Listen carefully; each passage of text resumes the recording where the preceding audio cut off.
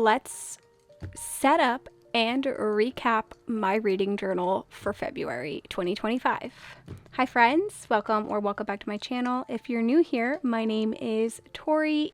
We are jumping right in. So I didn't actually have a plan or much of a plan when I sat down to do my reading journal setup and wrap up for February. I really was just trying to get this setup and wrap up setup completed before I left for my vacation because I didn't want there to be a bunch of lingering things in the back of my mind to distract me from experiencing my vacation time. So I pulled out some just regular pieces of paper that I had printed, a grid pattern that I made in Procreate last year sometime. And I found a bunch of those papers in my stash. So I grabbed those, and I also grabbed some pinkish scrapbooking papers. I'd ordered this typewriter alphabet stencil from Etsy, and I will have it linked below. It was significantly bigger than I thought it was going to be, but I can't say that I'm too upset by that because it makes for a great monthly title. And I really just wanted to have a typewriter option that wasn't stamps in case I wanted to just do something really quickly and I didn't want to get inky in the process. So this worked out very well for me. I just penciled that out with a pencil. I just kind of sketched that out with a pencil and outlined it with a pen, and then I'm going to color it in. But when I color it in, I will also fill in any of the like little gaps that are part of the stencil process to make sure that like all the holes and stuff are there. I like to fill those in when I color in my letters. I also had that freebie calendar that I mentioned in January that I just stuck next to the word Feb. And I am now working on my visual time to read calendar. For this one, I'm also doing the same thing that I did in January, where I just kind of grid boxed any of the days that were not in February. And I will place some stickers over those boxes as well a little bit later on in the video. I'm kind of just flip-flopping all over the place because, like I said, I didn't really have much of a plan. And I find that when I don't have much of a plan in place, if I'm not sure what to do next, I kind of just flop back to something that I was doing. Or like if I don't know, I'm usually a little bit more all over the place than I am just in general if I don't have everything planned out. So I did use a Pigma Micron to do my actual February letters. And I probably stepped away from that just so that I wasn't smearing those to let that ink dry before I fully colored them in. I'm now highlighting the books that I read for this month. And I'm just using 3 of my favorite Tombow colors. I believe it's 990, 942, and N89. And I thought that those 3 colors were different enough that you'd be able to kind of see the difference between the books that I'm reading, especially since I sometimes have books overlap on certain days. So last month I had chosen 4 colors instead of 3, and 2 of the colors were too close together, and it ended up confusing me and causing me to make a few mess ups while I was filling things in.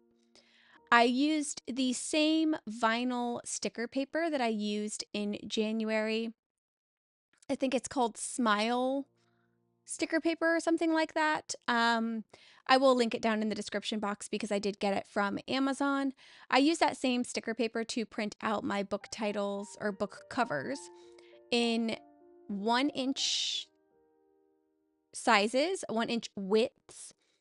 For my cover page, and then for my book review pages, they are 1.5 inches wide.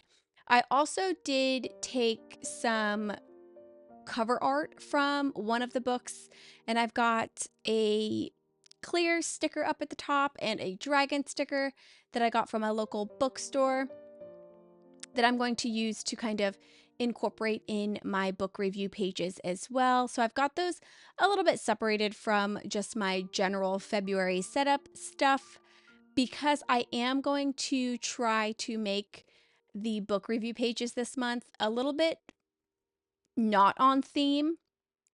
So essentially, my February title page, my visual time to read, and then my challenge and stats pages, they will all follow these same papers and themes as I'm flipping through those. But when I get into the actual books, this month I really wanted to purposefully try not to make the books that I'm reviewing match the theme that I made for February, just because sometimes that makes me feel a little bit trapped, and I didn't want to feel that. And I realized after I finished doing my January setup that that's exactly what I did in January, is I used all of the same items for that theme. I am just attaching paper all over the place here with my dot glue. So I'll just continue talking.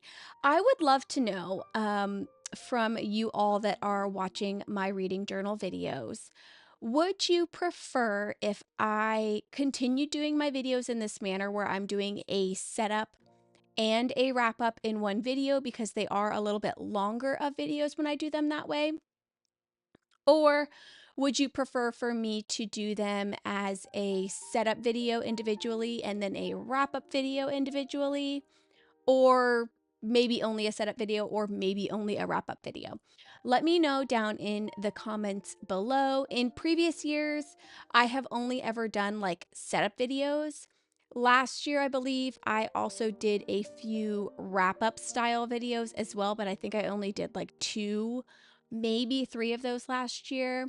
But I would love to know, what would you like to see from me? Would you like these to continue to be in one video, or would you like to see a separate setup video and a separate wrap up video for each month?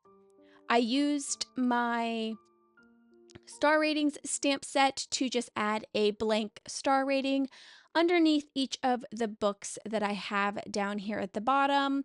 I read 8 books for the month of February, so I just stamped those out essentially. And then I have a bunch of stickers that I shared probably last month as well, from BUJO art, that I'm going to use to just embellish my pages a little bit. This book stack here, I really struggled with using on this particular page, and I have no idea why, but I do end up actually using one of these book stacks on one of the following pages, so I was pleased that I at least ended up getting one used. Once I get all of my stickers down for this page, we will hop on over to the next 2 pages, which will be my challenge pages and my stats pages for February.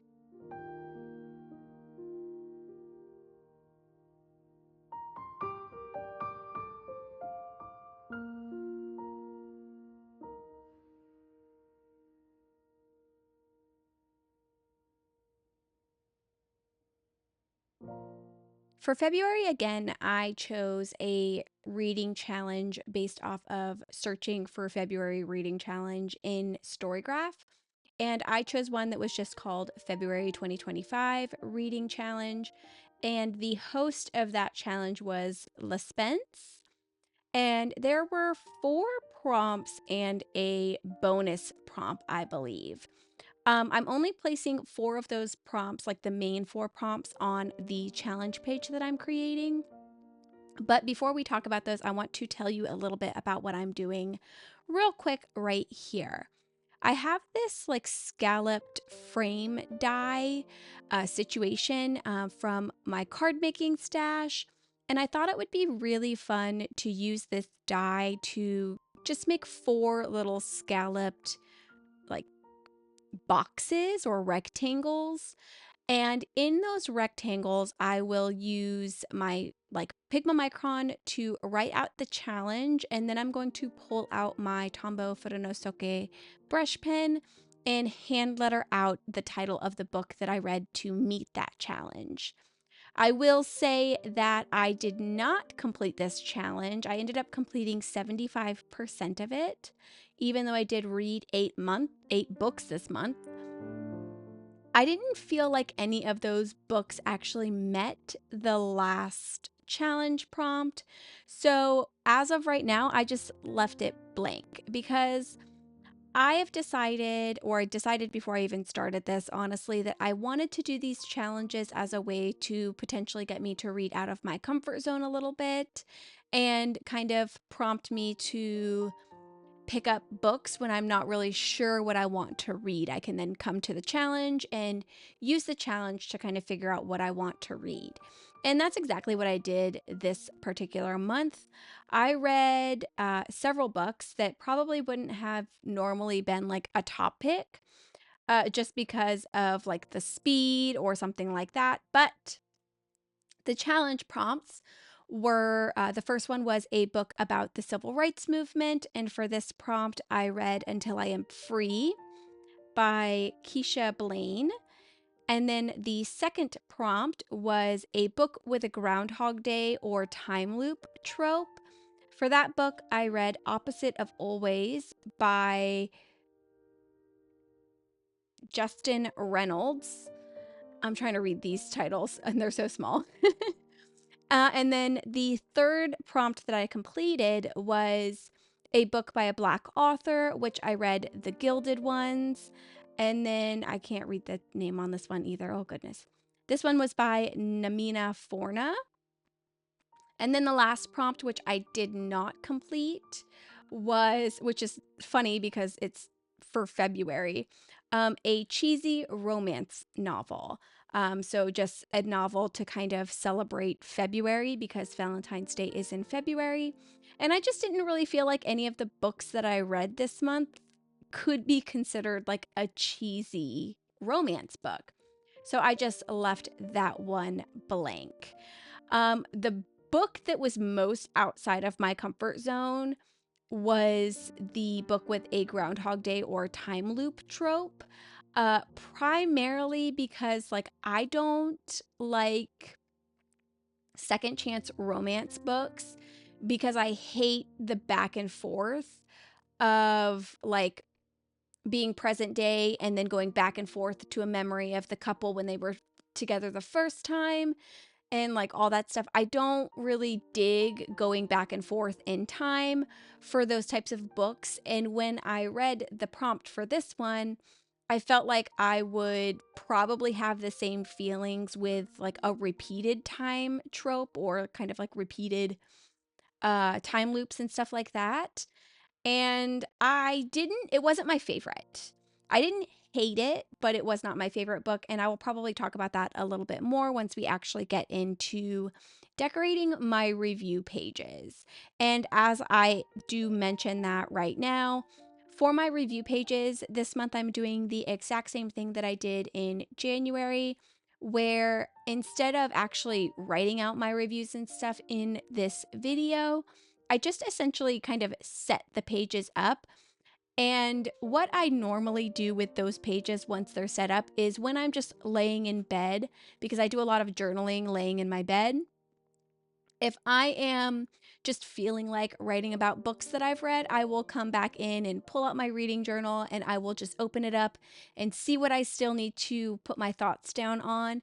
And I will go back to that and actually fill in that review, if that makes sense. I feel like it's very weird to how most people do their reading journals.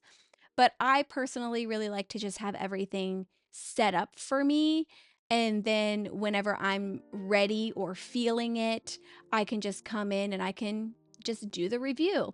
And then I don't have to have that pressure on me to do everything immediately all at once, essentially. I used my typewriter alphabet stamp to do the titles for both of these pages. Since the main title was a typewriter stamp, obviously this was the next choice for an easier, smaller title situation. And I just titled both pages Challenge and then my stats page Stats. And I am doing my stats a little bit differently this month than I did last month. I'm putting all 4 of my pie graphs along the right-hand side of the page. And then I'm adding 3 larger rectangle boxes to house the total number of books that I read, the total number of pages that I read, and the average rating of all of the books that I have. And then on my pie graph, I'm also going to have another pages section, but that pie graph will break down like how many of the books fell into like what page range. And then I have a format section, a genre section, and the last one is a type section. So as I'm filling all of these in, I will tell you what I have put down on here already. For right now, I still haven't done the genre section. I'm not going to be doing it in this video, obviously, because I just said I haven't done it, but everything else is on here. So I read 8 books in the month of February, which Goodreads tells me is 3,835 pages. I have not stamped that out yet because I do like to pull the page numbers of each book myself and just add them up in my calculator. So I will probably do that just to make sure that that number matches what I have on, not Goodreads, on Storygraph before I fully stamp that in there. So that won't be done in this video either. And then my average rating for all of the books that I read was 3.56 stars. For my pages, 13% of my books that I read had less than 300 pages, 25% had 500 or more pages, and then 63% were between 300 and 499 pages. For my format, 38% of the books that I read were digital books or ebooks. And then 63% of the books that I read immersively through ebook and audiobook simultaneously, which is one of my favorite ways to read books. So it's usually one of my most common formats. And then for the type of book that I read, 13% would have been considered a novella based on the page count, and then 88% would have been considered a novel based on the page count. So that's all my stats for the month of February, minus the genres. I just have to kind of figure out which genre each book falls into and then make a pie graph specifically for that. Unfortunately, Storygraph doesn't do their genres in a pie graph, so that's one that I would have to do myself, which is why it's not done yet. Everything else on here I did get from the Storygraph pie charts, so I just have to kind of figure out my genres and then move on from that. And then once I finish this page, I'm just going to add some more ripped paper all over and then add some stickers. We will move on and get into the book review setup pages as well. I am not the best at giving non-spoilery reviews. I feel like I say this every time I do a wrap-up video, and I'm trying really hard not to, but it's extremely difficult for me because I am somebody who loves spoilers. I very much will sometimes flip to the last page of the book to figure out how it ends. I will look up the endings of movies before um like the movie's over, like sometimes within 5 minutes of it starting, if it starts with giving me lots of questions. So like I am a spoiler loving person, and sometimes it's really hard for me to kind of determine if what I'm saying is a spoiler. So as always, if I spoil you on a book, I am so sorry. That's never my intention, but again, it's really hard for me to kind of determine that. So hopefully I do not do that to you in this video, but if I do, again, I am very sorry. I am just going to add a last couple bit of stickers around and then we will move along. Oh, I do go back and I am adding my star ratings for all of my books just before we move on to doing the books that I read. So the first book that I read for the month of February was a continuation from January. I finished Onyx Storm in February. And if you are unaware, Onyx Storm is the third book in the Empyrean series by Rebecca Yarros. And I will say that this book to me, I don't think that there's really much I can say without spoiling it, but this book to me felt 100% like a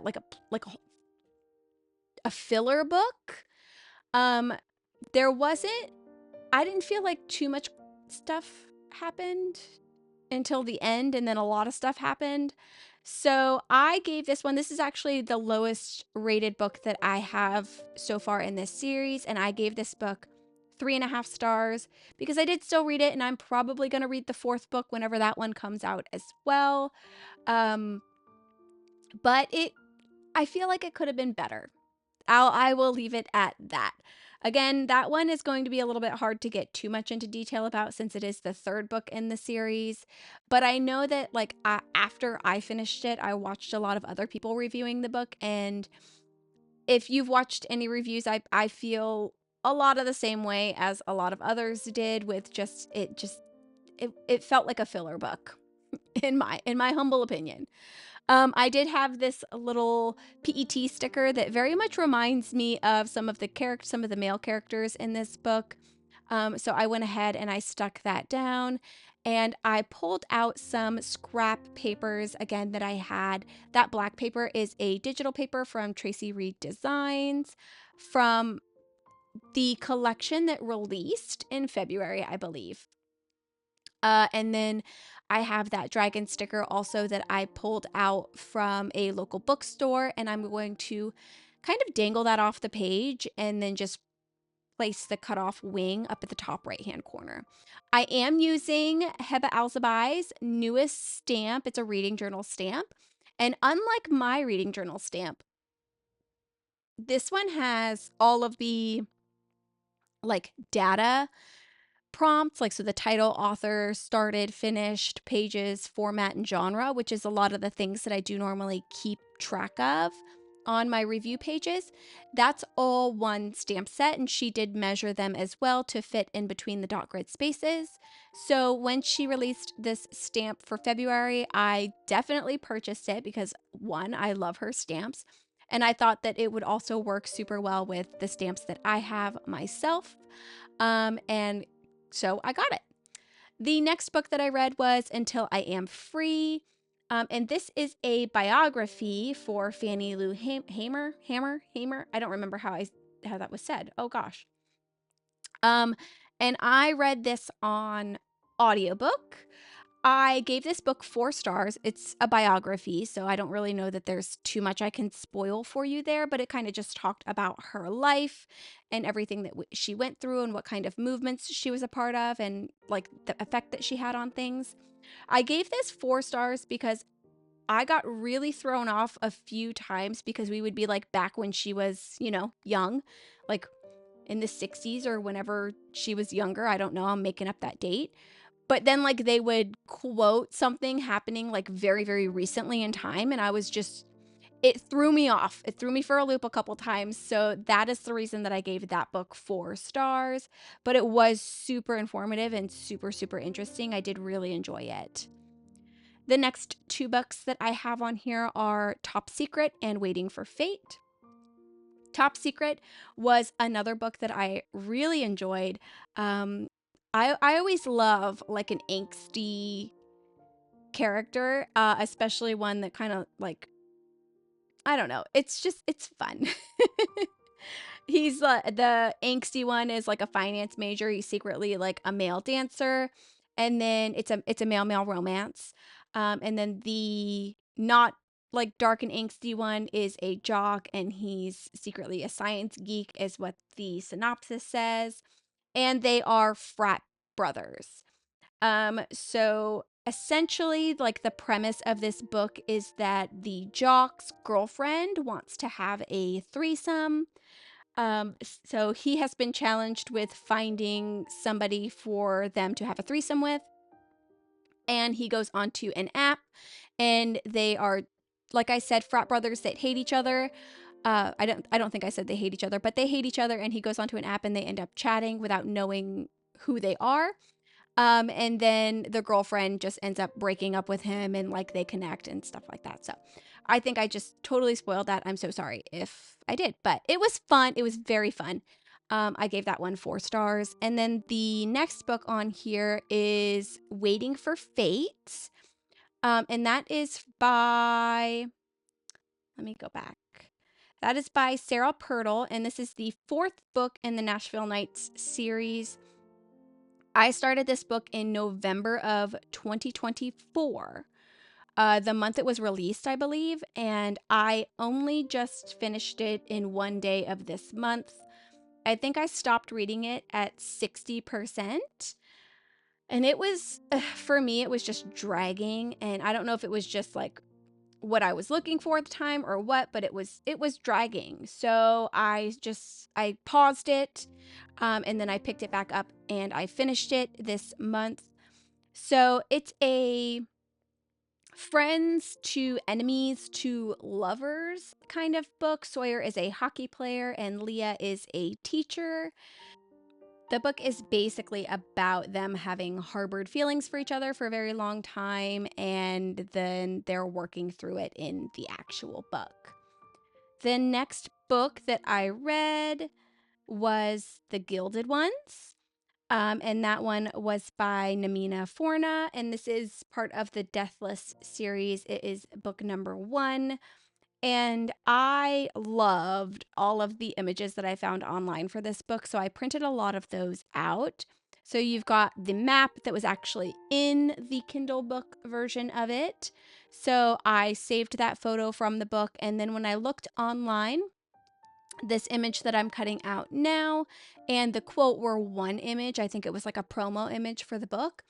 I kind of trimmed them down separately so that I could print them out easier.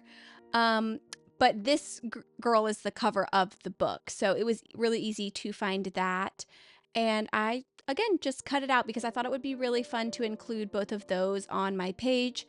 And then I could use the Outcasts by Blood, Warriors by Choice as my quote for the book.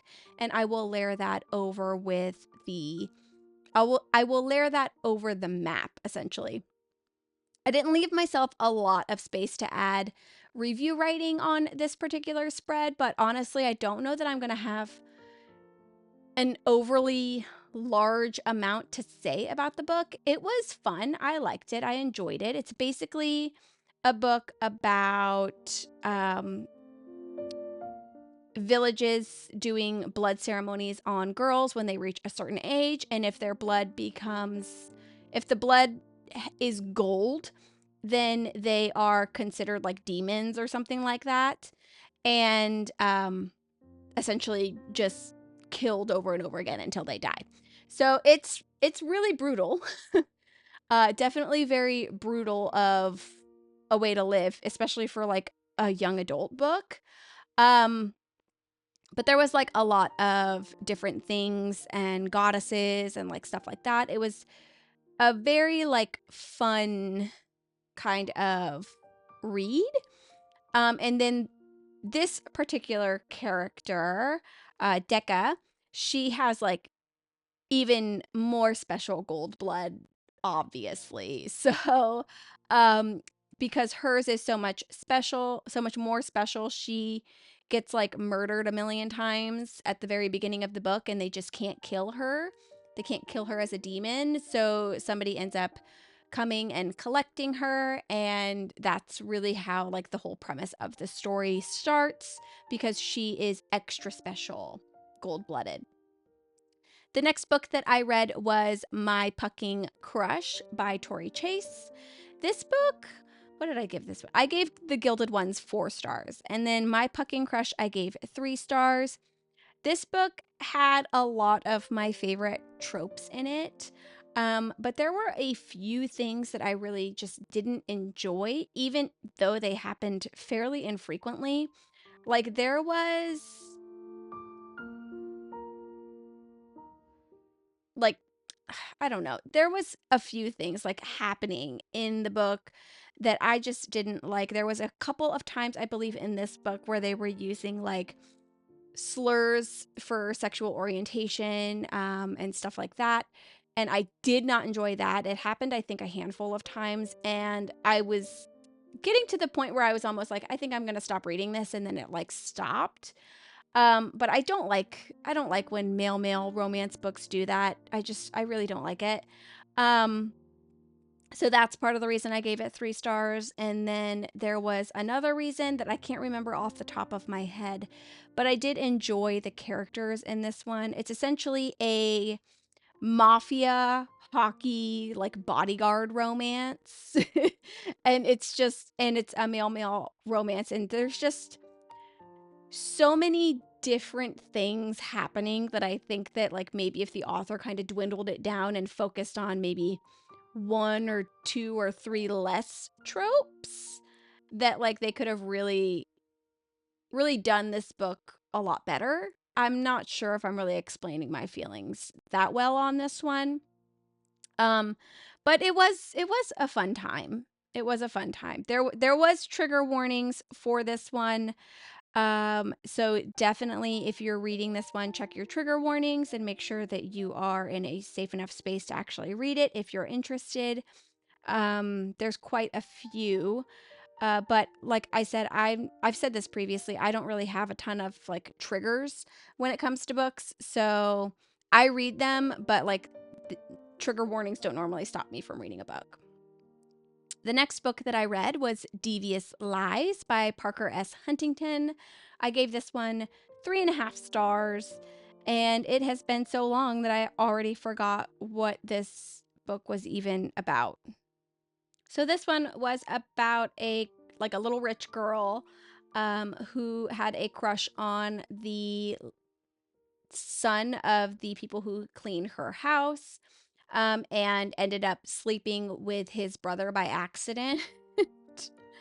So it was interesting. And then she lost all of her money. Her dad was involved with some sketchy stuff, and then ended up having to work for him. So that's like the main premise of the story is like she loses everything, but he ends up being a billionaire, and she ends up working for him, and blah blah blah, all that good stuff. And yeah, it was decent. I didn't have any major like call outs for this one, like any major dislikes. But I gave it 3.5 stars. It was really long. It was 822 pages, which was wild to me. So it probably dragged on a little bit. That probably was the reason that I only gave it 3.5 stars. Like it probably could have been a little bit quicker, but for the most part, it was decent. I liked it. And then the last book that I read in the month of February was Opposite of Always by Justin A. Reynolds. I gave this one 3 stars, and it was purely because I did not like the time loop trope. Um, I had a hunch that I wouldn't enjoy it as much as some of the other tropes that I like, but I have never actually read a time loop trope, so I went in giving everything the benefit of the doubt. But I didn't enjoy it. It just feels to me like very repetitive. So this is about two like young adults. One of them is in college, and the other one is in like a freshman in college, Jack and Kate. And Jack meets Kate, and then they like start a relationship, and she ends up dying. And when she ends up dying, Jack like goes back in time to the moment that they met. And every time she dies, like they just go back in time to the moment that they met. Or Jack goes back in time to the moment that they met, and they kind of just continue that. And I think it happens 4 times in the book. And again, it was just for me, like, I thought that it was too repetitive. And I'm somebody who doesn't mind repetitiveness usually. So it was a good book. Like the going back in time didn't like the same thing didn't happen every time, but yeah, it wasn't my favorite. So that is all of the books that I read in February. I would love to know if you've read any of these books and your thoughts down below. Thank you so much for joining me today. I hope you have a wonderful rest of your day, and I hope to see you in my next video. Bye.